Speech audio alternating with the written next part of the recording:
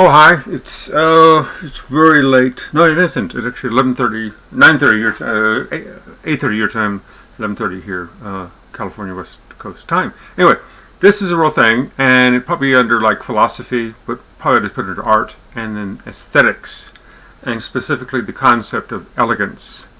Not to be saying that it's like there's elegance and excellence. In Russian, prekrasny, P-R-E-K-R-S-N, means the very best. So that's like prime. You have a prime or prime lap. When you're running a bicycle race or run, the prime lap is usually a prize lap also. So it's a prime, and prime is French or Italian or something. Cool. And so they'll ring the bell or something like that. And bell lap is also known. And then you run, and it's like a sprint. And if you, in the next time, you might be in the 18th cycle around the course, then the bell rings, and then from wherever you are till you get back to that place, someone will watch. And if whoever these people are around the track, the person who gets the fastest time on this one lap, and again, they could all be out here and all this stuff, and it sort of screws up your philosophy. Okay, I got to draft on this guy, and then just exactly at the end, I got to do this. So all of a sudden, if you really want the prize, it's like a giant Cupid doll or free hamburgers at McDonald's. Whataburger, yeah, good, great hamburgers. When we eat food, it always becomes part of us. Therefore, we have to lead an ethical life. Which is there's more. Don't get into so elegance is this idea of doing something that's just really beautiful, and there's a certain elegance. And in the Hitchhiker's Guide to the Galaxy, one of the second and third books, DNA, Douglas Adams talks about these two warring factions, and they're going to kill each other, and they attack on this planet or something. And there's a scientist there, as I recall, and he makes these something. It might be bridges, battle robots, I don't know what it is. But they're both struck, the two armies are both struck by the absolute beauty, the elegance of this person's work. And they don't fight. They do not fight the war. It's cool. Amazing. Hegel, very famous Hegel, famous philosopher, during the time of Prussia, before World War I, Prussia consisted of all these little kingdoms, of which have all vanished, but we know those things because Romania and Bulgaria and all those over here, and Albania and all this stuff, each one of those little villages, that's where the gypsies are going through, and there's where the music was, and the different groups and different places and stuff. And I have some really good stories about Varum, actually. I'll tell you that story again. It's a spin-off of Felix the Cat, okay? Anyway, so, elegance.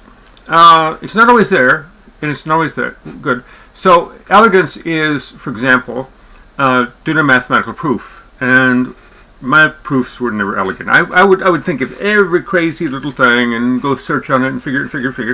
And one of the professors said, you do go here and there, but you do get there in the end. And then the elegant ones, whereas we're saying, okay, put up a proof to, that if A is a subset of B and B is a subset of A, and they're proper subsets, no, but not proper subsets, that they are equal. So 9 chalkboards later, and the other guy over here is like 5. It could be Marilyn Harsh. She was always very cool. Knew that.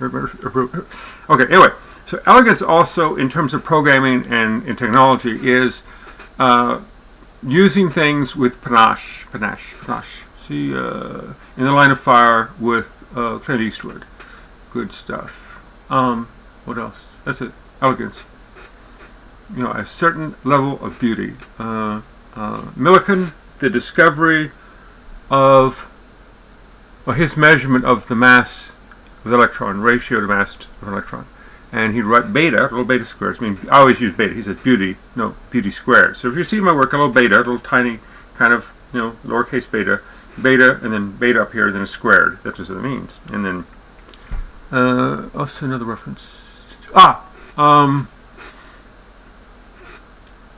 In the movie IQ, which is Walter Matthau playing Cupid he plays Einstein, and Meg Ryan and Tim Robbins, and then there's 3 scientists with him, one of which is Nathan Lipschitz and Kurt Gödel and the other one, and they're talking about Meg Ryan, and they say she's beautiful squared. What's squared? She's beautiful to the 10th power. Okay, I got that.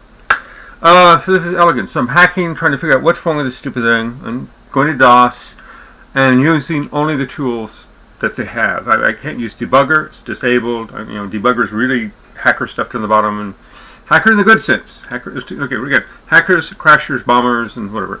And lurkers. Lurkers is actually, I think I said this before, from Are You Serious? Really cool guy, person, or what it is. Could be a robot. Could be an alien intelligence disguised as an apple, computer, or the fruit. I'm not sure. So hackers have knowledge, and anything can be used for good or bad. I have my beautiful little copy of Henry IV, Part 2, Falstaff, little cake thing. And I suppose I could hit someone in the head and kill them with this thing, which is very beautiful, gold leaf thingy. So anything beautiful can be used for destruction, and hopefully the other way, anything destruction can be used for beautiful. That's elegance. And then what else? Mathematical proofs. Yeah. Oh yeah, hacker tools. So hackers are good. Could be good or bad. Crashers, they love to crash systems. I don't know why. Where's the challenge in that? All these modern computer systems, all these things. My book will be called "The Phone Never Stops Ringing: My 22 Years in Telecom and IT." You just look at something the wrong way, and the system will crash. There's nothing, It's like W.C. Fields when he's juggling, and some kid throws something and knocks that stuff out of his hands, and he can't juggle, so he ends up just holding up this one and juggling one item. It's pretty cool. So it's anarchists. So anarchy could be good or bad too. Creative anarchy. Robert A. Heinlein. The Moon is a Harsh Mistress. Yeah, it's a good film. A short story. Crashers, bombers. They put in bombs and viruses and stuff like that. And lurkers just look out there and look. They like to look. Like to look, which is Peter Sellers in Anthony Burgess. It can't be Anthony Burgess. Oh, I'll get them confused. The guy, Anthony Burgess, I think is Clockwork Orange, and the other guy, I can't remember the name right now, Jerzy Jerzy. Yeah. Being there. Read that, see the movie, all this good stuff. Okay, now, what do we got? So, elegance is using the hacker tools you have for the good of people, humans, and the planet, and using them in curious and interesting ways, and becoming an expert in using them. So, there's an old phrase, when the only tool you have is a hammer, every problem looks like a nail. So don't. But the Three Stooges, there's that one, and I think it's Dudley Dickerson. He's the chef in the thing, and so he and Moe, I think he and Curly get to do some stick together. So there's a black man who's then, and he's in the kitchen. He's a chef, a servant, which is really cool because you have to get Moe Howard and the Three Stooges. This is awesome. This is your bonus track about prejudice and anti-prejudice. And we all know the really great quote about Groucho Marx, who is Jewish. They were all Jewish. And Marx was really originally, I think Groucho's name was Moses, and Harpo's was actually Adolf. But later Adolf. There's Adolf's sauce. Well, do you think people will stop naming their children, Bill Clinton or George Bush? I don't know. Who knows? Here. I voted for Ralph Nader. Oh, you could have mixed that. Exactly. Yeah, all right. Yes. Here's the story. In Moe Howard and the Three Stooges. And they were playing in Louisiana, part of the country, and he was walking down the street. They got a play. He's just walking down the street, and he's walking, and there's a black man walking toward him, on the side, and the black guy jumps to the other side of the street, and then Moe doesn't know what to say. Maybe there's something here, something. So he jumps to the side of the street. And the other guy, the black guy, jumps to the other side of the street, and he jumps over here, and and the guy says, "What are you doing? What are you doing this?" He says, "I don't understand." And he says, "Well, in this city, blacks are not allowed to walk on the same side of the street as a white person." And this is the art moment. Moe, with his hair, I said, "No, it's fine. I'm Jewish. I'm from New York." Threw his hand around the guy and said, "Let's go have a drink together, some coffee." And see, they went off. And here's the two things. Things can change. Human nature can change. Okay. The manager of the place they were at saw Moe befriending a black man and canceled the show, and they're gone. And he probably yelled at them. And this is the cool thing. 10, 20, 30 years later, recent, probably 1990s and 2000s, Moe is giving lectures all around the country on stuff, and he happens to meet that other guy. And he says, and I fired you all and all this stuff. He says, you were really right. You were really right. Racism is bad. Hacking, cracking, crashing, those are bad things. Elegance, beauty, simple ideas. You know. Fishes and loaves could have been, or parting with the Red Sea, or I've always had a cool thing for, I mean the Quran, the translations, I know a lot of this stuff, but there's actually a section called poets, and I'm a poet, and so that idea that beauty expressed certain ways is always lost in translation. The guy who wrote, just a second, it's not Tim Robbins. Well, even Cowgirls Get the Blues. The little essays, and one of those is called Not Lost in Translation. I'll let you look that up. Elegance, elegance, elegance. Not only just do good stuff, but occasionally do stuff that's beautiful. Kurt Vonnegut, in his book Man Without a Country, Vonnegut, K-U-R-T, Vonnegut is V-O-N-N-E-G-U-T, right? Man Without a Country, he said, let people say of me that when I died, that it was enough that music existed, that proved God existed. So, good stuff, good stuff. And who are we to derogate and diminish his idea, his view of the universe? Many people, many trains, as they say in Finland, and we're all blind is a French phrase. So what is the French, isn't it? French fries. Freedom fries? Don't get me started. Okay, I'm going to say it anyway. United States, I'm sorry, the U.S. of A., 21st century, correct. What happens to colonies, the 13 colonies here, and this is good, because we're going to have some good footnotes here. Okay, 13 colonies, and, which to tell first? Okay, 13 colonies, okay, right. So the Germans sent over this guy, this Prussian guy, he's an expert at strategy and artillery and all stuff. He's Prussian at the time. It's 1776, thereabouts.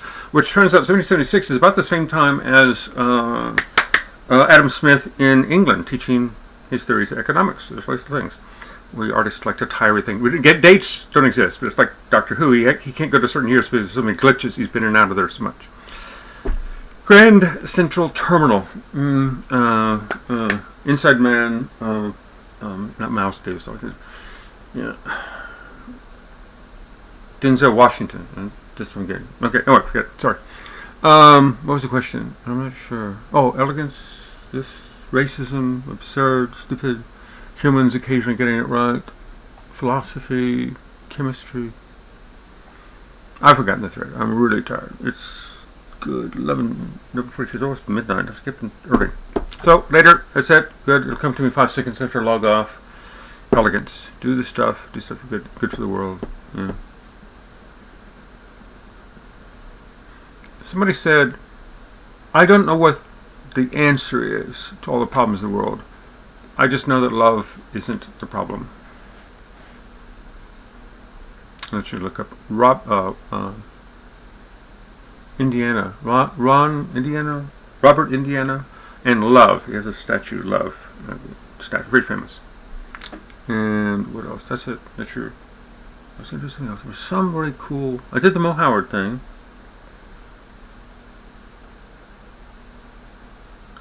I incorporated that scene into my My Left Foot Has No Shoe. The black man who jumped from side to side, and my 3 standard stock characters, or 4, 5 actually. There's Joe, guy, Sally, girl, and Toby, another. So like, it's Pat on the old Saturday Night Live, and of course there's mom and dad. So it turns out their mother in a wheelchair is God, and their father, sort of looking ragged with the goatee, supposedly the devil, he's really their father. So you can see the conflict between good and evil there. It's projecting it from the purely theological plane into the absurdist plane, which is, again, of course, Alfred Jarry, A-L-F-R-E-D, then Jarry, J-A-R-R-Y, which is the time they were so ashamed of France, they were changing the names to the British spelling. We got it. So the Prussian guy comes over, teaches the Americans, half of us here and half of them, I'm still there. Might go here. Teaches us stuff. And then somebody else, Lafayette, is a cool guy too, and the French, again. So this is the story, and I have the punchline. It's going to be D. There's a letter D. Here we go, D. Benjamin Franklin, he goes over to get the help. Look, oh yes, here's the French. Here's the thing. We've got the French. Freedom fries. French fries. Freedom fries. If it wasn't for the French, we'd still be pissing British tea. Not that I'm anti-British, Anglophile anyway. D. What's that? D for something. Dinker Brown. The Most Dangerous Man in America. The Miracle at Philadelphia. Good stuff. Helen, or her name is like Dinker or Drinker. Look it up. The most Dangerous Man in America and Miracle at Philadelphia. Two of her really good books, very readable. And the phrase "the most dangerous man" was in Parliament in England, and they're talking about this stuff, and the colonies revolting and all this stuff. And he says, and I'll do my accent, this scalawag George Washington, what are we to do with him? And somebody got up and said, and this is almost a direct quote,